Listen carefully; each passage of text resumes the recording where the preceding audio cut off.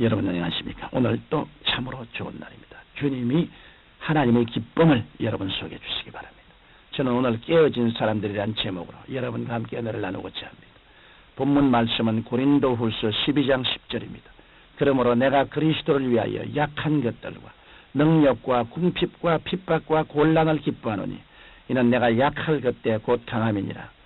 제가 자랄 때만 해도 시골에서는 소를 부려 농사를 지었습니다. 사람들은 송아지가 자라 소가 되면 먼저 소의 코를 꿰었습니다. 그래야 소를 마음대로 부릴 수가 있기 때문입니다. 미국에서도 목동들이 말을 사용하기 전에 먼저 말의 길을 꺾어 길들이는 일부터 하는 것입니다.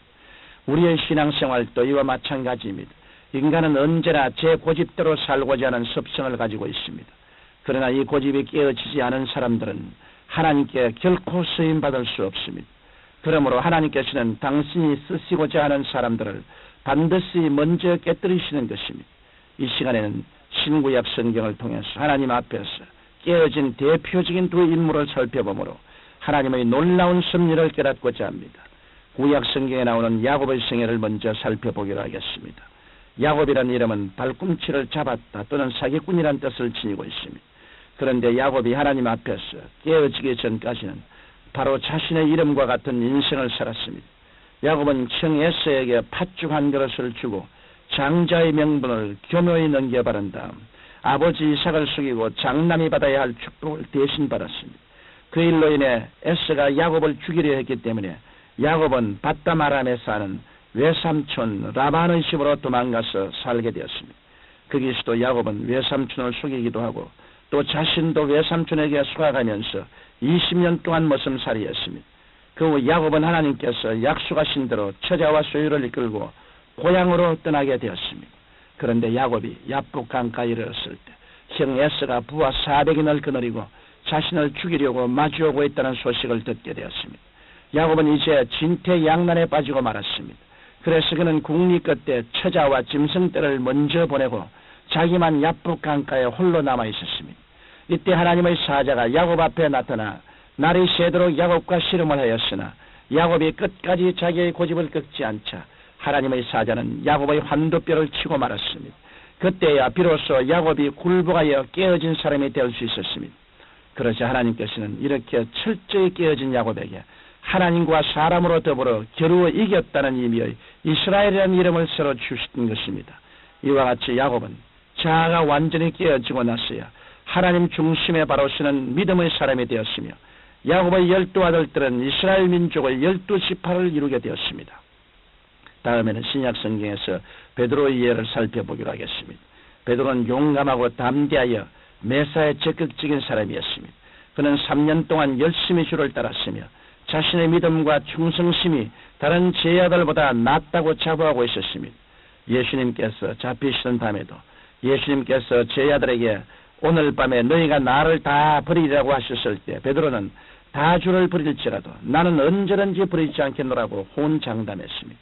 이에 예수님께서는 베드로에게 오늘 밤 닭 울기 전에 내가 3번 나를 부인하리라고 하셨지만 베드로는 내가 주와 함께 죽을지언정 주를 부인치 아니하겠나이다라고 더욱 자신 있게 말했습니다. 그 후 예수님께서 대제사장과 장로들에 의해 체포당했을 때 제자들은 모두 예수님을 버리고 도망가버리고 말았습니다. 베드로는 그래도 주님이 걱정되어 멀찍이 따라가 대제사장 가야바의 뜰에 들어갔습니다. 그러나 베드로는 거기에서 생명의 위협을 느끼자 예수님을 모른다고 3번이나 부인하며 저주하고 말았던 것입니다. 그리고 나중에는 자신의 나약함과 비겁함을 깨닫고 가슴을 치며 회개했습니다. 이에 대해 성경은 누가복음 22장 61절로 63절에서 그때 주께서 돌이켜 베드로를 보시니 베드로가 주의 말씀 곧 닭 울기 전에 내가 3번 나를 부인하리라 하심이 생각나서 밖에 나가서 심히 통곡하니라고 기록하고 있습니다. 그 부활하신 예수님께서 갈릴리 해변에 나타나셨을 때 베드로에게 물으셨습니다. 요한의 아들 시몬아 내가 이 사람들보다 나를 더 사랑하느냐? 주님께서 이때 사용하신 사랑이란 말은 아가페 사랑입니다. 이 사랑은 주님께서 십자가에서 자신을 내어주신 이타적이고 희생적인 사랑을 말합니다. 그러나 베드로는 떨리는 음성으로 단지 친구로서의 사랑인 필레오의 사랑밖에 할 수 없음을 고백하며 주께서 아시나이다라고 했습니다. 그리고 주께서 똑같은 질문을 3번씩이나 거듭하시는 동안 베드로는 자신의 나약함을 뼈저리게 느꼈습니다. 주님께서는 이와 같이 깨어지고 나아진 베드로를 사랑과 용서로 주의해 주신 다음 베드로에게 내 어린 양을 먹이라, 내 양을 치라 하시며 위대한 목양 사명을 맡기신 것입니다. 그러면 왜 하나님께서 이와 같이 우리를 깨뜨리실까요? 하나님께서는 우리를 겸손한 사람으로 만드시기 위해서 깨뜨리십니다. 성경 베드로전서 5장 5절로 6절에 보면 하나님이 교만한 자를 대적하시되 겸손한 자들에게는 은혜를 주시느니라. 그러므로 하나님의 능하신 손 아래서 겸손하라. 때가 되면 너희를 높이시라고 말씀하셨습니다. 그리고 우리를 순종하는 사람으로 만드시기 위해서 깨뜨리십니다. 깨어진 사람은 자기의 이론이나 자기의 생각을 앞서지 않고 하나님의 말씀에 무조건 순종합니다. 하나님께서는 이러한 사람을 크게 들어 쓰시는 것입니다. 또한 하나님의 능력을 나타내시기 위해 우리를 깨뜨리십니다. 바울도 성경 고린도후서 13장 4절에서 그리스도께서 약하심으로 십자가에 못 박이셨으나 오직 하나님의 능력으로 살으셨으니 우리도 저희 안에서 약하나 너희를 향하여 하나님의 능력으로 저와 함께 살리라고 했습니다. 우리가 깨어져서 우리 연약함을 깨달을 때 우리를 통해 하나님의 능력이 나타나게 되고 우리의 신앙이 더욱 깊어지게 되는 것입니다.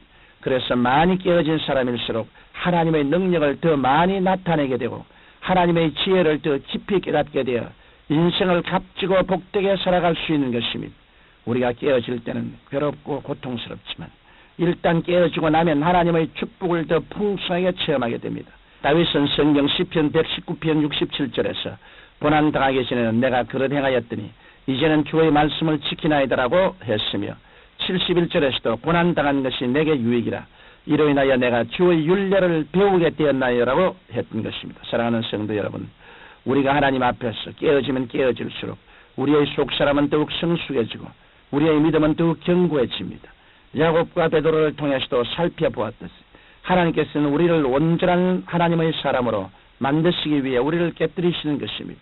그러므로 여러분은 여러 가지 환난이나 곤고나 어려움을 당할 때 두려워하거나 낙심하지 마십시오. 하나님의 능하신 손 아래서 겸손히 깨어지고 낮아지면 하나님께서 여러분을 귀하게 들어쓰실 줄 확실히 믿습니다. 거룩하시고 영광스러우신 우리 아버지, 우리는 하나님의 능하신 손 아래서 겸비하게 낮아지고 주님께 전적으로 의지하며 믿기 위해서 아집이 깨어지고 불신앙에 깨어지고 세속적인 우리 자신이 깨어지게 도와주시옵소서. 예수님 이름으로 기도드립니다. 아멘.